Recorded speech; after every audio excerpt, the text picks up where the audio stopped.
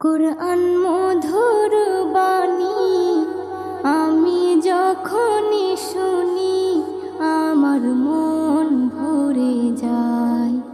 কুরআন মধুর বাণী আমি যখনই শুনি আমার মন ভরে যায়। শোনো মুমিন মুসলমান, পড়ে দেখো না কুরআন, কত শান্তি পাওয়া যায়। কুরআন